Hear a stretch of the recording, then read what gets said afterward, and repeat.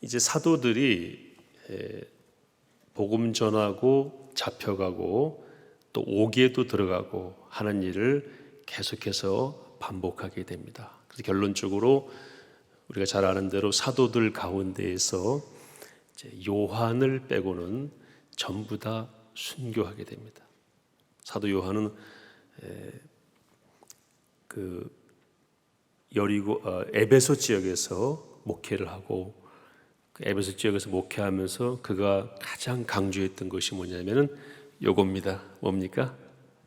하나님은 사랑이시라. 그 에베소에 가면은 사도 요한이 목회했던 기념 교회가 있어요. 거기 벽에 하나님은 사랑이시라 이렇게 써 있습니다.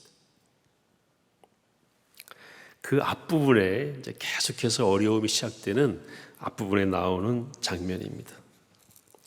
4장 5절에서도 사두개인들과 성전 맡은 자들이 이제 베드로와 요한 이런 사람들을 감옥에 집어넣죠. 하루 동안 감옥에 집어넣었어요. 성경에 대제사장과 사두개인들이 대제사장과 그와 함께 있는 즉 사두개인의 당파가 이렇게 표현되어 있습니다. 여러분 사두개인이 누구죠?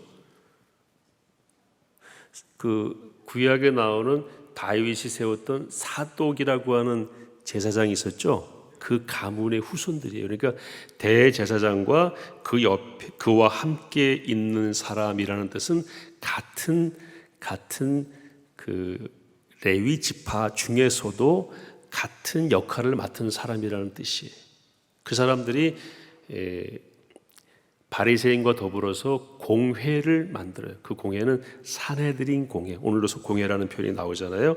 27절에 그들을 끌어다가 어디에 세웁니까? 공회 앞에 세운다. 이 공회가 그 당시에는 국회와 대법원 역할을 했습니다. 그러니까 모든 판단은 거기서, 모든 중요한 결정은 거기서 하는 거죠. 거기에 끌려와서 계속해서 어려움을 당하게 됩니다. 그래서 오늘 본문은 두 번째로 감옥에 들어갔다가 다시 체포되어서 재판을 받는 그러한 장면이 되겠습니다. 예수님의 부활과 예수님의 복음을 선포했죠.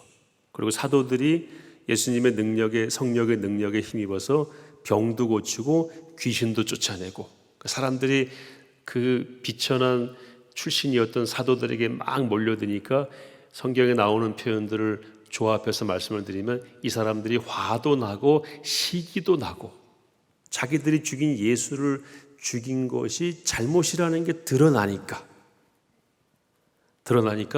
없애려고 그러는 거예요. 우리나라하고도 얼마나 비슷한지 몰라요. 여러분 우리 과거에 잘못할 수 있습니다. 그럼 어떻게 해야 되겠습니까? 인정하고 회개하면 돼요. 이걸 덮으려고 하다 보니까 또 다른 잘못을 범하게 되는 거예요.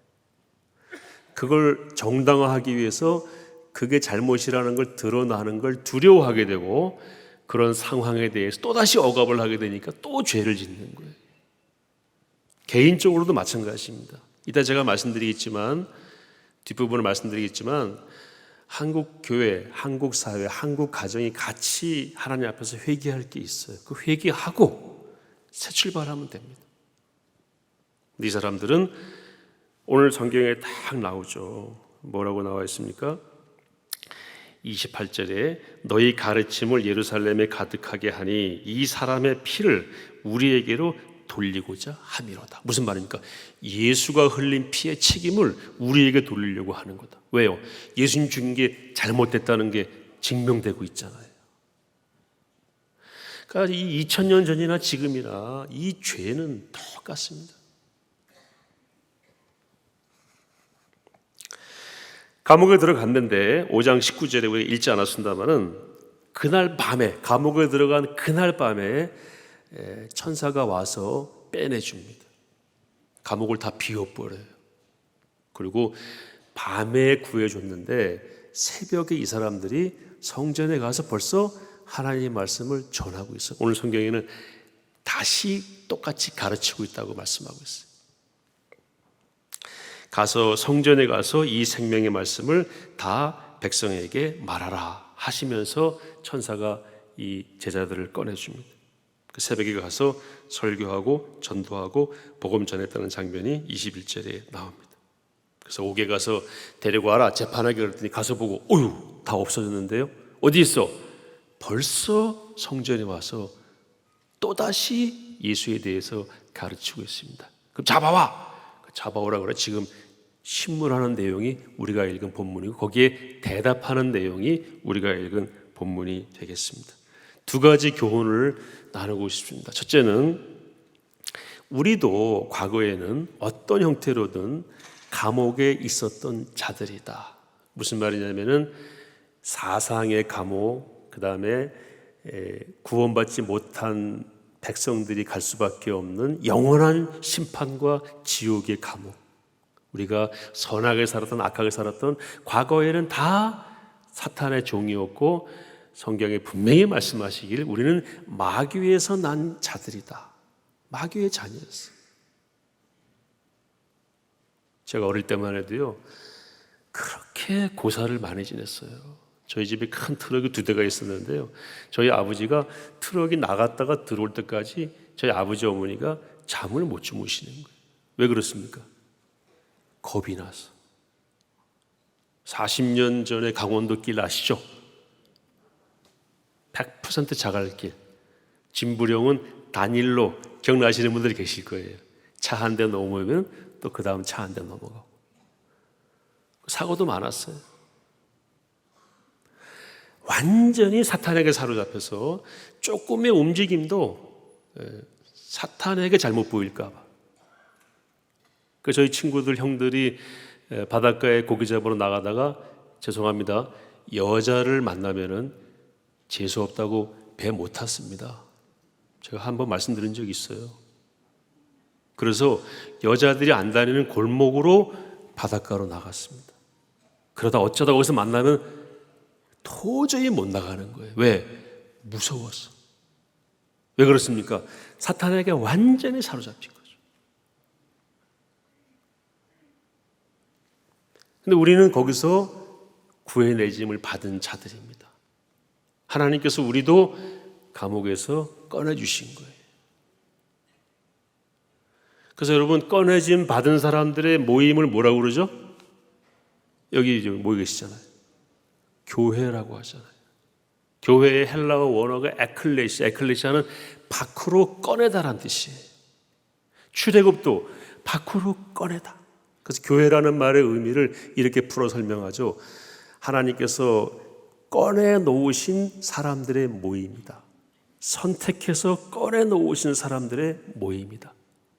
제자들은 복음을 전하다 감옥에 들어갔다가 꺼내 놓으심을 받았지만 우리도 과거에는 어떤 형태의 감옥에 다 들어가서 거기서 내 말이 진리인 줄 알고 내 말을 먹고 살다가 예수님 만나서, 아니 예수님이 우리를 만나 주셨죠. 그래서 우리를 꺼내 주신 거예요. 아멘이십니까? 여러분, 신분이 바뀌었다는 걸 꼭 기억하시기 바랍니다. 그래서 감옥에 있을 때의 습관, 감옥에 있을 때의 언어, 감옥에 있을 때의 행동을 지금도 하면은 됩니까? 안 됩니까? 안 돼서 우리가 이렇게 모여서 이제 찬송 생활로 옮겨온 자들의 삶을 살기 위해서 부단히 노력하고 있는 것입니다. 첫째는 그것이고, 두 번째는요, 감옥에서 그냥 꺼내주신 게 아니고 꺼내 놓으실 때에는 목적이 있더라고요. 아까 잠깐 읽어드렸죠. 5장 20절 우리가 읽지 않았습니다만, 가서 성전에 서서 이 생명의 말씀을 다 백성에게 말하라. 한마디로 말하면 예수 그리스도의 복음을 전해라.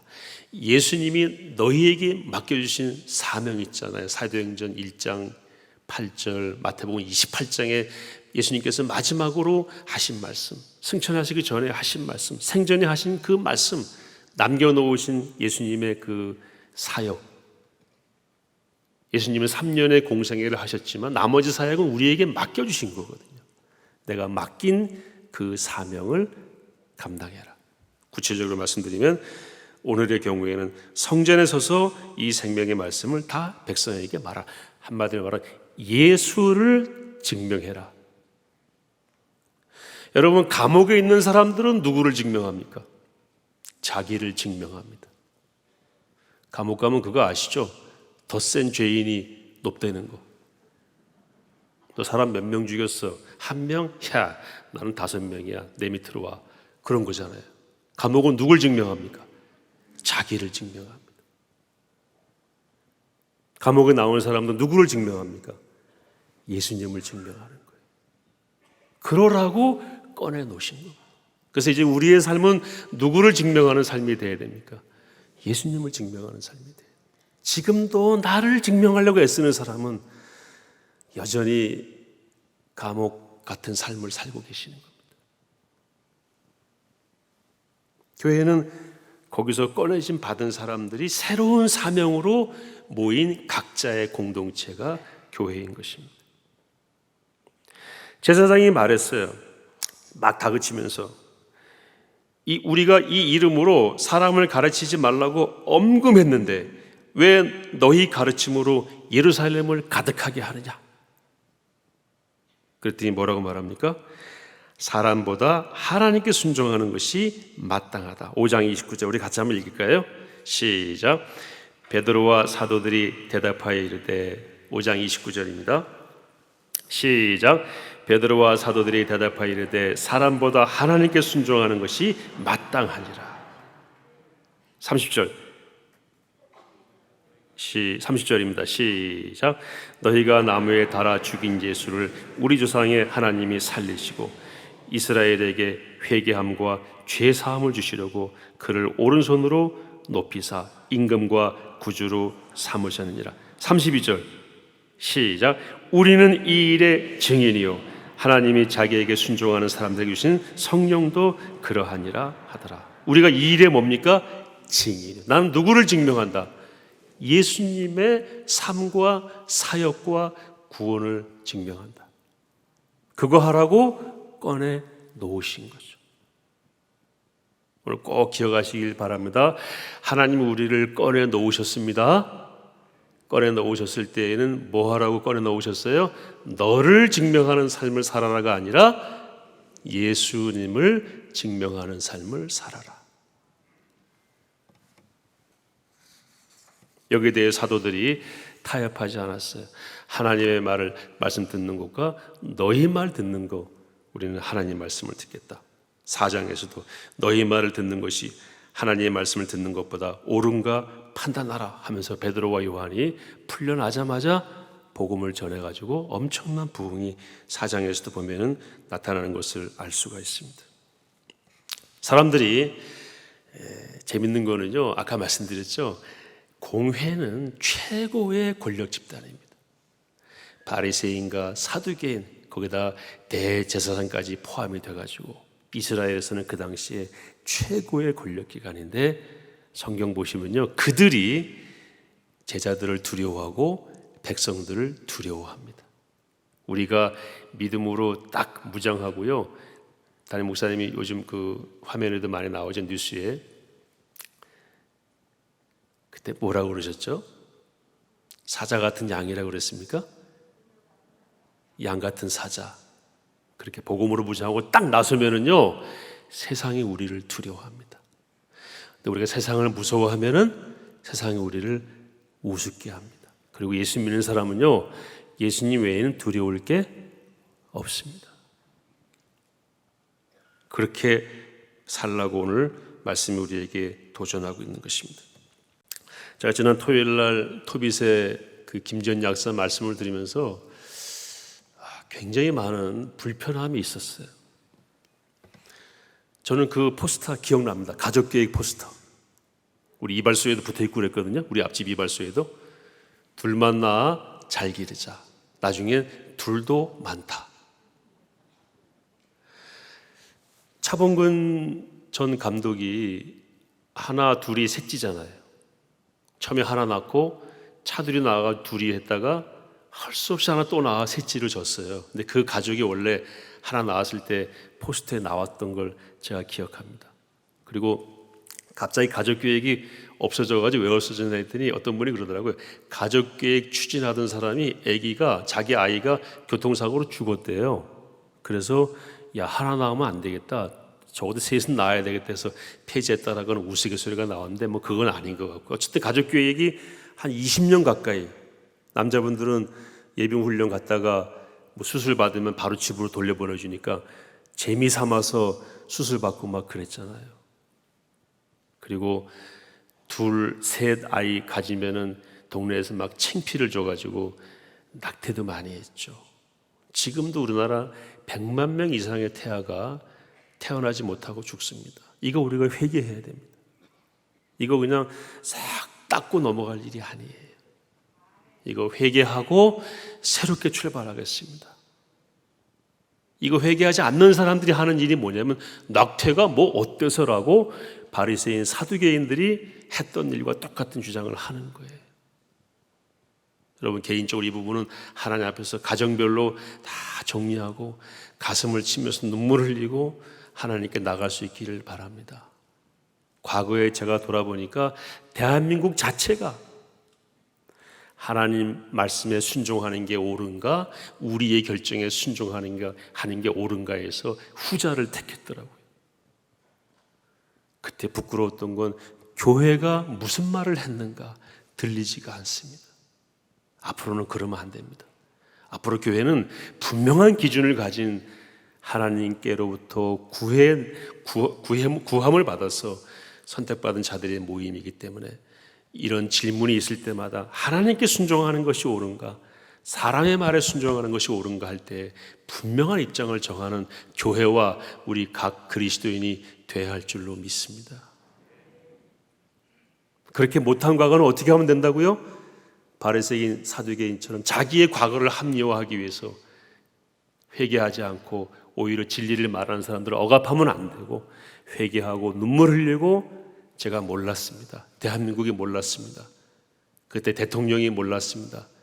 그때는 보사부 장관이었죠. 보건사회부 장관이 몰랐습니다.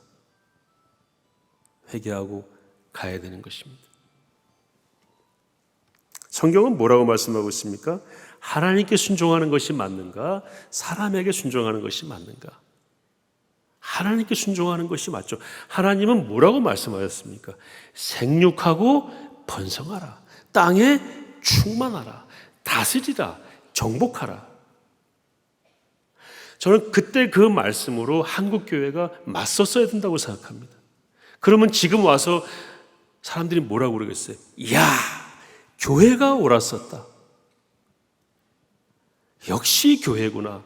교회가 아니에요. 우리 안에 있는 진리의 말씀이에요. 하나님이 오르셨어요. 앞으로도 하나님 말씀만 들으세요 라고 말할 수 있는 근거가 생겼겠죠. 지금부터라도 교회는 그렇게 해야 되고, 우리 그리스도인은 각자의 삶의 현장에서 야, 그거 너 사람의 말이냐 하나님 말씀이냐? 사람의 말은 아닌 거야, 하나님 말씀이 항상 옳은 거야 라고 맞서 싸울 수 있기를 바랍니다. 뭐처럼요? 양 같은 사자이든 사자 같은 양이든 그런 사람들을 세상이 두려워하는 것입니다.